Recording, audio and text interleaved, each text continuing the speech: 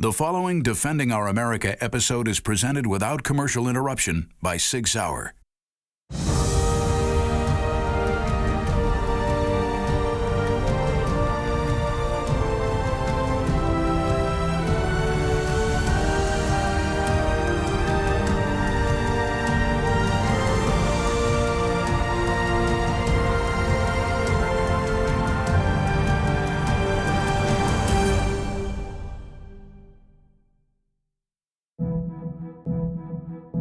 You take a cop on the street in any city in America, and he'll be able to point out the drug houses, point out 100 gang members' houses, where they're living, where their girlfriends, where their babies' mamas are.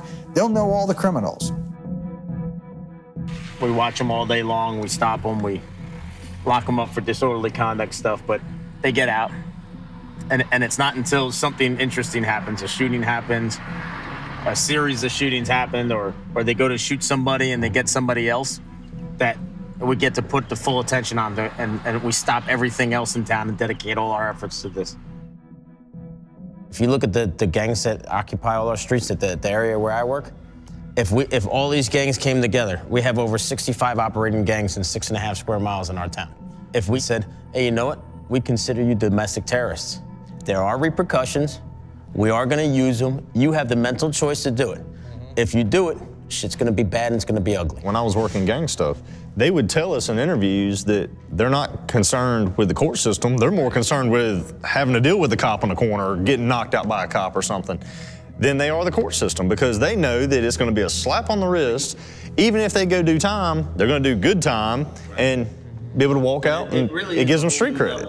Down in my area where I work, we have essentially an insurgency of Mexican cartels. And I told you guys before that the cartels have pretty much taken over our area.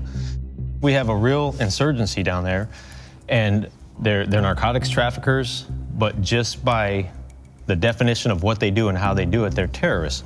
You know, as law enforcement, we have totally different rules that we're playing by than military. We have narco-terrorists on U.S. soil, and we have law enforcement trying to deal with that in a law enforcement way, and it doesn't work. We're telling the cops, you can't ask somebody if they're illegally here. So you got a guy you suspect of being an MS-13 member, and he's here from you know, a Central American country. He came in here illegally, and he's only here as a gang member. He's only here to commit crime.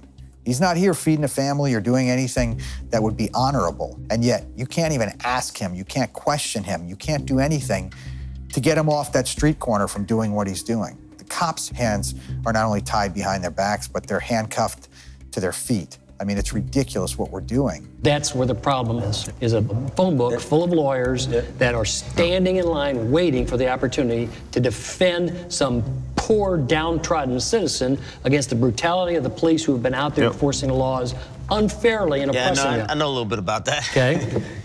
That's where a big part of the problem is.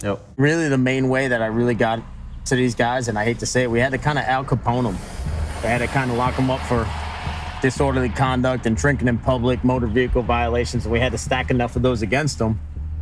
And what generally happened when you picked on them for those little rules, which they called harassment, if you got them up for all this little stuff, that was usually at the times where they were knee-deep in drug activity, or, you know, or you get lucky and you catch a guy with a stash in his pocket. For the most part, you had to wait 2 years for that to go to trial. So for those 2 years, you're still coming out here and encountering these guys over and over and over again. It took a solid 2 or 3 years for all these cases to stack up to get 1 or 2 drug dealers to disappear for a couple of years. Who cares if they go to trial? Send them out. They have constitutional rights, but if they're not citizens. You cannot take it away because you think they're a bad guy. And guess what? If you're a U.S. citizen, you're innocent until proven guilty. We will absolutely bring those lawyers that you hate to bear here, because you're a U.S. citizen and you deserve to be treated like that.